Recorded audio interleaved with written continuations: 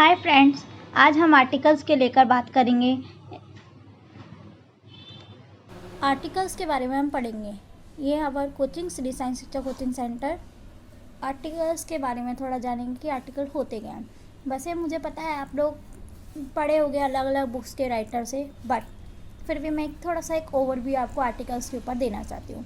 Article 2 types के होते हैं, एक डेफिनेट आर्टिकल और एक इनडेफिनेट, जैसे इनडिफाइंड भी बोलते हैं, ठीक है ना।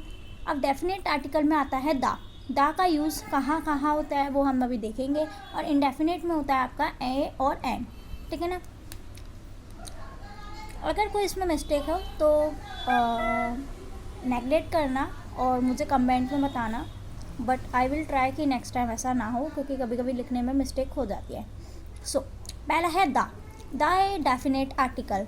दा का यूज़ हम है ना ज़्यादातर फेमस चीज़ों के लिए करते हैं। अब पहली डेफिनेशन बोलता है the definition definite article is the word the, ठीक है ना। एक डेफिनेट आर्टिकल है द हमारा, it limits the meaning of noun. ये मीनिंग बताता है, जैसे पर्टिकुलर एक थिंग ले लो जिसके ऊपर हम स्पेशलिटी बता रहे हैं, ठीक है, स्पेशलिटी बता रहे हैं। उस स्पेशलिटी में जब हम किसी टॉपिक के अंदर, किसी सेंटेंस के अंदर अगर स्पेशलिटी बता रहे हो उसके बारे में, या कोई चीज़ स्पेसिफाई कर दी है, तो उसमें दा का यूज़ करते हैं हम, ठीक है। या कोई special thing, example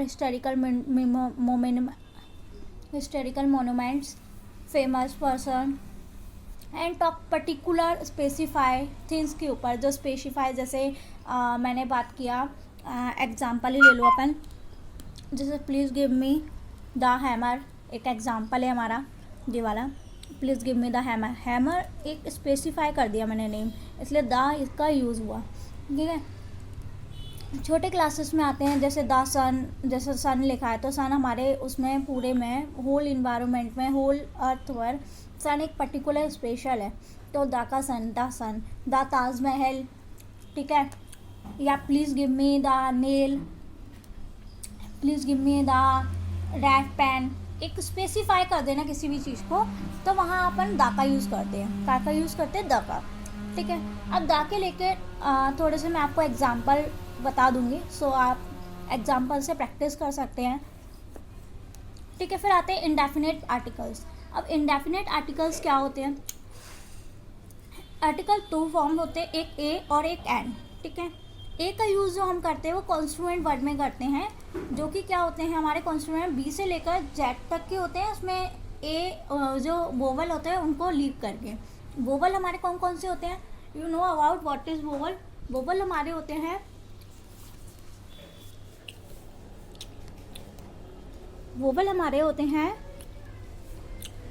A, E, I, O, you. इन सबको लीव करके जो अदर वर्ड्स, अदर अल्फ़ाबेट्स होते हैं वो आपके कॉन्स्टिट्यूएंट होते हैं। Got it? ठीक है, हम बात कर रहे थे ए के बारे में। ए हमारा इंडेफिनेट होता है, ठीक है।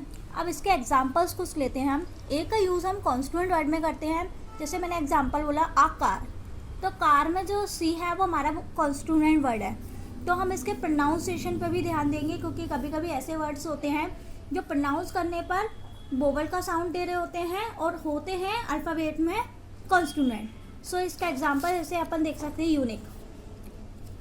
यूनिक में यू आपका जो वर्ड है वो अल्फ़ाबेट जो है, यू जो अल्फ़ाबेट है वो आपका वोवल है, लेकिन साउंड जो प्रोनाउंस कर रहे हैं हम इस वर्ड का, ये है unique. Unique is a you. You मतलब आपका हिंदी वर्ड में आला में देखेंगे, या हिंदी जो जिसको आ से ज्ञा तक पता है, जिसको वर्णमाला पता है, उसमें देखेंगे यू फॉर आपका व्यंजन आ रहा है, और इंग्लिश में बोलेंगे तो आपका कॉन्स्टिट्यूएंट वर्ड आ रहा है, तो यू आपका कॉन्स्टिट्यूएंट वर्ड हुआ प्रोनाउंस करने पर, इस वजह से हमारा क्या यूज़ हुआ? A unique.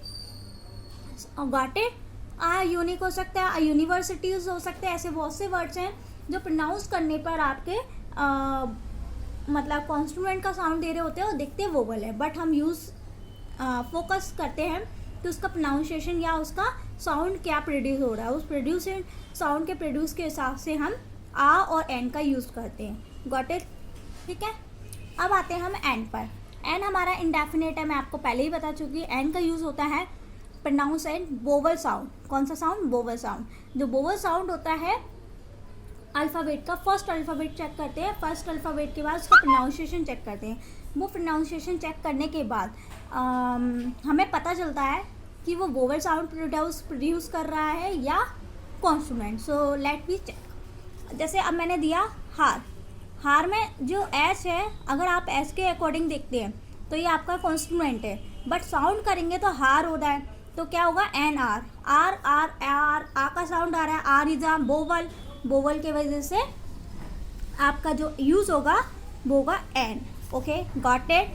सो मैंने लिख ही दिया H is a constituent, but this word pronounce by vowel sound, so we use N. Okay, got it.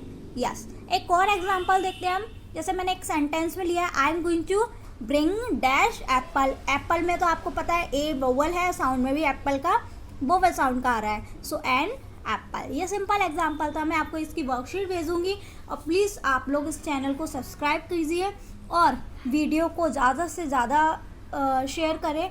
हो सकता है ये वीडियो आपके काम आ जाए और ये नोट्स भी आपके काम आ जाए. आप अपने तरीके से, मैंने एक सिंपल वे जो बुक्स में होती है उसकी लैंग्वेज ना लेकर हुआ है, केवल अपनी लैंग्वेज में आपको डिस्क्राइब किया है. So thank you very much. मैं आपको वर्कशीट भी भेजती हूँ. उसकी वर्कशीट क्या है, उस वर्कशीट को आप यूज़ करके, मतलब वर्कशीट को फिल करके मुझे कमेंट में भेज सकते हैं. I will check. ठीक है. Thank you very much. Little bit knowledge about everything के चैनल में लाइक एंड सब्सक्राइब करें. Thank you very much. Bye bye और happy friendship to all. Thank you guys. Thank you friends. Bye bye. Thank you. ये worksheet है, आप worksheet send कर सकते हैं मुझे कमेंट में.